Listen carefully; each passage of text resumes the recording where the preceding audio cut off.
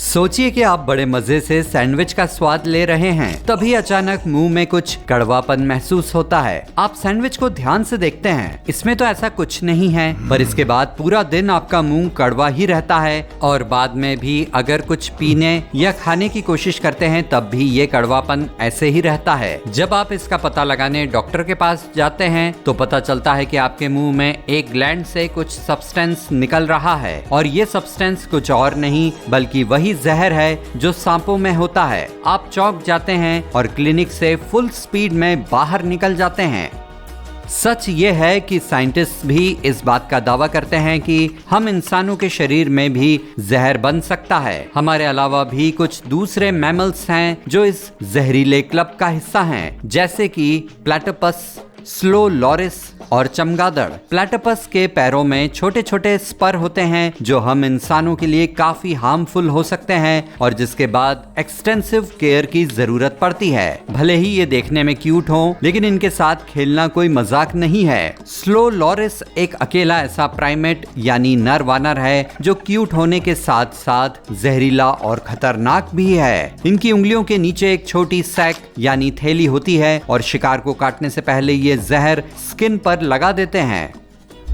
हम सभी जानते हैं कि चमगादड़ों को खून बेहद पसंद है और इनके डरावने लुक और नुकीले दांतों के पीछे जहर भी छिपा होता है। वैसे इनके काटने के बाद प्लैटिपस और स्लो लॉरिस की तरह दर्द नहीं होता, लेकिन जिस जगह ये काटते हैं वहाँ ब्लीडिंग जरूर होती है। घबराइए नहीं, हम इंसान चमगादड़ों का भूख मिटाने का जरिया नहीं है, लेकिन ऐसा नहीं है कि हम इनसे पूरी तरह सुरक्षित हैं। जहाँ एक और सांप जहर का इस्तेमाल शिकार को नुकसान पहुंचाने के लिए करते हैं, वहीं अन्य मैमल्स के लिए ये उनके बचाव का तरीका है। हम इंसान इन चीजों से बचाव के लिए जहर के बदले जहर नहीं बल्कि घर और टूल्स का इस्तेमाल करते हैं। यही वजह है कि हमें मुंह में जहरीले दांत और कछुए जैसी शेल की जरूरत ही नहीं पड़ती। जहर भी अलग अलग तरह का होता है। रेगिस्तान में रहने वाले सांपों का जहर शिकार की स्पीड को कम कर देता है, जिससे सांप आराम से उसका पीछा कर सकें। लेकिन जो सांप पहाड़ों और पथरीली जगहों में रहते हैं वे एक ही झटके में शिकार को बेहोश कर देते हैं। कुछ स्टडीज में देखा गया है कि हम ऑलमोस्ट सभी क्रिएचर्स के मुंह की सलाइवा ग्लैंड से पता चल सकता है कि हमारे शरीर में जहर बन सकता है या नहीं, और बाकी की जरूरी जानकारी भी इसी से मिल सकती है। सीढ़ियों से उतरते हुए आप जो कुछ भी हो रहा है उसे समझने की कोशिश कर रहे हैं। आप पूरी तरह पसीने से भीगे हैं। आपके मुंह में सलाइवा यानी लार गाढ़ी होती जा रही है। आपको मुंह में कड़वे कॉकटेल का स्वाद साफ साफ महसूस हो रहा है, और सबसे बड़ी बात कि ये कुछ ऐसा नहीं है जो आपने खाया है। आप पास ही की दुकान से पानी लेते हैं और इसे गले से नीचे उतारने की कोशिश करते हैं, पर कोई फायदा नहीं। थोड़ा रिलैक्स होने के बाद आप वापस क्लिनिक पर जाते हैं। डॉक्टर आपको इसके पीछे की वजह समझाने की कोशिश करता है। हमारी हिस्ट्री में जहर यानी वेनम सिस्टम में भी काफी सारे बदलाव आए हैं। साइंटिस्ट ऐसे हजारों जीन्स के ग्रुप की स्टडी कर चुके हैं जो विष ग्रंथियों वाले जानवरों में होते हैं, और इसमें उन्होंने पाया कि यही जीन्स दूसरे जानवरों में भी डेवलप हो सकते हैं। ऐसे ही टॉक्सिन कंपोनेंट्स कनखजूरों और सांपों में भी होते हैं। हालांकि जहर का असर अलग अलग तरीकों से हो सकता है, और ये सब उनकी जीभ से निकलने वाले एक खास प्रोटीन की वजह से होता है। यानी जिस भी जानवर की सलाइवा ग्लैंड से ये प्रोटीन निकलता है उसके शरीर में जहर बन सकता है। और अब आप दुनिया भर के एक अकेले ऐसे इंसान हैं जिसके पास जहरीली ग्लैंड्स हैं। इसका मतलब अब आपको लोगों को अपनी सलाइवा के टच से दूर रखना होगा। आप दौड़कर वापस उस जगह जाते हैं जहां पानी पीकर बोतल फेंकी थी। इसे ढूंढने के लिए काफी अफरा तफरी मचाने के बाद आखिरकार बोतल मिल जाती है। वहाँ खड़े लोग आप ही को घूर रहे हैं और पिक्चर्स क्लिक कर रहे हैं। आप फैमिली को कॉल करते हैं और सब बताते हैं, लेकिन वे आपकी बात को मजाक समझकर टाल देते हैं। डॉक्टर आपको क्लिनिक पर आने के लिए कहता है ताकि आगे स्टडी कर सके, और इसके लिए आप भी रेडी हो जाते हैं। वैसे तो मेंढक एकदम शांत होते हैं, लेकिन इनकी कुछ स्पीशीज काफी जहरीली होती हैं। यानी ये जितने कलरफुल दिखें, आपको इनसे उतनी ही दूरी बनाकर रखनी चाहिए। जहरीले जानवर यानी जो अपने जहर का इस्तेमाल शिकार को चोट पहुंचाने के लिए करते हैं, लेकिन कुछ इसे अपने बचाव में भी इस्तेमाल करते हैं ताकि कोई उन्हें नुकसान न पहुंचा सके। साउथ अमेरिका के जहरीले मेंढक दुनिया के सबसे जहरीले जानवर हैं। चाहे जो भी हो, भूलकर भी गोल्डन पॉइजन डार्ट फ्रॉग यानी जहरीले मेंढक के नजदीक न जाएं। छोटे पीले सिर वाले ये जानवर बेहद खतरनाक हो सकते हैं। काफी खूबसूरत दिखने के बावजूद भी ये सदियों से आसपास रहने वाले लोगों में दहशत की वजह बने हुए हैं।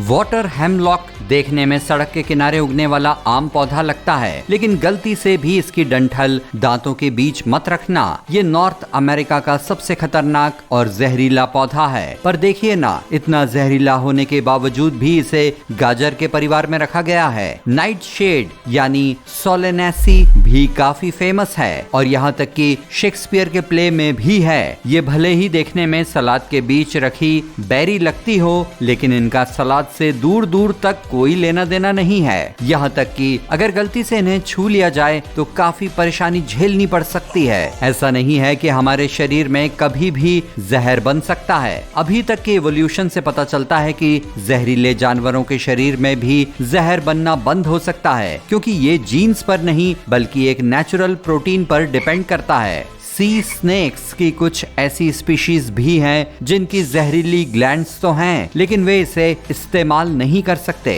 और अब वे मछलियों के बजाय एग खाते हैं और इसीलिए उन्हें शिकार करने की भी कोई जरूरत नहीं पड़ती। ऐसे ही बदलाव हमारे शरीर में भी समय के साथ आए हैं। मेरा मतलब आज या अभी से नहीं है। दरअसल हमारे पूर्वज ऐसी सिचुएशन में रहा करते थे जहां उन्हें शिकारी से शिकार बनने में ज्यादा समय नहीं लगता था। उनके पास रहने के लिए सुरक्षित जगहें मतलब घर नहीं थे, यानी वे खूंखार जानवरों और शिकारियों के लिए ओपन बफे की तरह हुआ करते थे। और शायद आपको पता होगा कि हम में से कुछ लोगों के पास आज भी कानों के आसपास ऐसी मसल्स हैं जो अब वीक हो चुकी हैं और हम इसे हिला नहीं पाते, लेकिन हमारे पूर्वज इन्हें खरगोश की तरह मूव कर सकते थे। इन्हीं की बदौलत वे शिकार और शिकारियों की आहट सुन पाते थे। तकरीबन सभी मैमल्स की विस्कर्स यानी मूछें होती हैं। शायद आपने बिल्ली की नाक के पास बड़े बड़े बाल देखे होंगे। इंसानों के अलावा और भी कई जानवरों जैसे प्लेटापस एंट ईटर में भी मूछें होती हैं। दरअसल ये बेहद सेंसिटिव एंटीना होते हैं जो आसपास के माहौल और खतरों को डिटेक्ट कर सकते हैं। कह सकते हैं कि उनके ये एक्सरे विजन साइंस टेक्नोलॉजी से भी तेज काम करते हैं। अगर बिल्ली को किसी अंधेरी और बिना आवाज वाली जगह पर छोड़ दिया जाए तो भी वो बाहर का रास्ता ढूंढ सकती है। हम इंसानों में भी ऊपरी होंठ के ऊपर ऐसी मसल्स होती हैं जहां मूछें होती हैं, लेकिन इनके सेंसर्स काम नहीं करते। कुछ ऐसे बदलाव जिन पर हमारा कंट्रोल नहीं है, जैसे कि ठंड लगने या फिर कान में धमाकेदार म्यूजिक की तरंगे आने पर गूज बम्प्स आ जाना। लेकिन आज हमारी स्किन से वे बाल गायब हो चुके हैं जो कभी स्किन के पोर्स को ब्लॉक करके रखते थे। बदलाव के साथ हमारी स्किन के नीचे की वे मसल्स भी सिकुड़ती चली गईं जो एक समय पर हमारे पूर्वजों को बॉडी टेम्परेचर मेंटेन रखने यानी शरीर की गर्मी बनाए रखने में मदद करती थीं। डेंटिस्ट के पास जाना किसी को अच्छा नहीं लगता, लेकिन हम सभी को कभी ना कभी विजडम टूथ के लिए जाना ही पड़ता है। बहुत बुरा लगता है सुनकर कि ये हमें समझदार नहीं बनाते बल्कि सिर्फ तकलीफ देते हैं और रात की नींद हराम कर देते हैं। पुराने समय में जब डेंटिस्ट नहीं होते थे, दांतों का ख्याल नेचर रखती थी और ये दांत कच्चे खाने को चबाने के काम आते थे। पर समय के साथ मोलर टीथ यानी अक्ल दाढ़ की जरूरत खत्म हो गई, इसलिए ये धीरे धीरे सिर्फ यूजलेस बनकर रह गए। हम सभी ऐसे जानवरों से ह्यूमन में बदले हैं जिनकी रीढ़ की हड्डी हुआ करती थी, इसलिए हमारे अलावा बंदरों, चिंपैंजी और गोरिल्ला में भी टेल बोन देखने को मिलती है। जहां कुत्ते इसका इस्तेमाल पूंछ को हिलाने के लिए करते हैं, वहीं बंदरों को पेड़ पर चढ़ते समय इससे सपोर्ट मिलता है। चीते को स्पीड से दौड़ने, मुड़ने और शिकार को पकड़ने में इसकी जरूरत पड़ती है। साइंटिस्ट का मानना है कि हम इंसानों की कभी पूंछ थी ही नहीं, यहाँ तक कि खड़े होकर चलने से पहले भी नहीं। कुछ एक्सपर्ट्स का मानना है कि हम इंसानों के आगे होने वाले विकास में टेक्नोलॉजी का भी योगदान होगा। हम अपने दिमाग को सुपर कंप्यूटर और यहाँ तक कि क्लाउड स्टोरेज के साथ मर्ज कर सकते हैं और शायद इसी टेक्नोलॉजी की बदौलत हमारी उम्र और मोबिलिटी भी बढ़ जाए। क्या पता फिर हमें आज की तरह इतनी वॉक करने की जरूरत भी ना पड़े।